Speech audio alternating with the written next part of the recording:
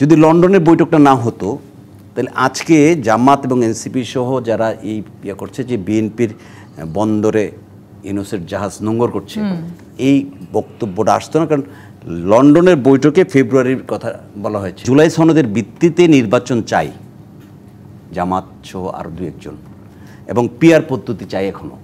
এই প্রেক্ষাপটটা যদি জোরদার হয় তাহলে তো আমার কাছে সন্দেহ হচ্ছে কেন জানি যে ফেব্রুয়ারিতে আদৌ নির্বাচন হবে কিনা। কারণ এই জিনিসগুলা একটা নির্বাচনকে একটা অনিশ্চয়তার দিকে নিয়ে যাচ্ছে। জুলাইয়ের যে ঘোষণা এসছে এবং জুলাইয়ের সনদ তৈরি হচ্ছে, এগুলো আমরা দেখেছি যে আমাদেরকে বাদ দিয়ে 31টা রাজনৈতিক দলকে নিয়ে জাতীয় ঐক্যমতের কমিশন নামে, জাতীয় বিভাজনের কমিশন, আপনার দুই তরফা অসংখ্য মিটিং করে এটা করা হয়েছে, সভা করে, এবং আমরা প্রত্যেক দলের সবার শেষে ব্রিফিং পেয়েছি, তারা এসে মিডিয়ার সামনে কথা বলেছে। সেগুলোর ভিত্তিতে এটা তৈরি করা হয়েছে। এখন 31টা রাজনৈতিক দল সেখানে না 36টা অংশগ্রহণ করেছে, তার মতামত সবগুলাই যে গ্রহণযোগ্য হবে এরকম কোনো ইয়ে নেই, আর সবগুলো মতামত একমত হবে এরকম কোনো ভিত্তি নেই। যদি লন্ডনের বৈঠকটা না হতো তাহলে আজকে জামাত এবং এনসিপি সহ যারা এই করছে যে বিএনপির বন্দরে ইউনূসের জাহাজ নোঙর করছে এই বক্তব্যটা আসতো না। কারণ লন্ডনের বৈঠকে ফেব্রুয়ারির কথা বলা হয়েছে, কিন্তু তার আগে এটাও বিবেচনা করতে হবে। কারণ আমি মনে করি না যে ইউনূস সাহেব কিন্তু বলেছে যে ডিসেম্বর থেকে জুনের মধ্যে হবে, তো ডিসেম্বর থেকে জুনের মধ্যে কিন্তু ফেব্রুয়ারি হচ্ছে। আমার কথা বিএনপির পক্ষে যাচ্ছে কিনা জানি না, মানে বাস্তবতা। কিন্তু আপনি যে লন্ডন বৈঠকের কথা তুলেছেন, সেই লন্ডন বৈঠকের পরে তো আসলে আমরা ফেব্রুয়ারিতে নির্বাচন হবে সেই শব্দটি শুনতে পাচ্ছিলাম। সেটি নিয়েও কিন্তু জামায়াত এনসিপি এক ধরনের দ্বিমত পোষণ করেছিল যে কেন আসলে একটি রাজনৈতিক দলের সাথে আলোচনা করে ফেব্রুয়ারিতে নির্বাচন হতে হবে। ওনাদের সবার সাথে আলোচনা হয়েছে, বিভিন্নভাবে আলোচনা হয়েছে, হয়তোবা একটা ইস্যুতে না হতে পারে, কিন্তু আলোচনা যে হয়নি ওনাদের সাথে এটা না। আমরা যমুনাতে দেখেছি, আমরা যমুনার পাশের ভবনে দেখেছি আলোচনা করতে, ফরেন সার্ভিসে। এখন প্রশ্ন হলো যে জুলাই সনদের ভিত্তিতে নির্বাচন চাই জামাত সহ আরও দু একজন, এবং পিআর পদ্ধতি চাই এখনও। এই প্রেক্ষাপটটা যদি জোরদার হয় তাহলে তো আমার কাছে সন্দেহ হচ্ছে কেন জানি যে ফেব্রুয়ারিতে আদৌ নির্বাচন হবে কিনা। কারণ এই জিনিসগুলা একটা নির্বাচনকে একটা অনিশ্চয়তার দিকে নিয়ে যাচ্ছে।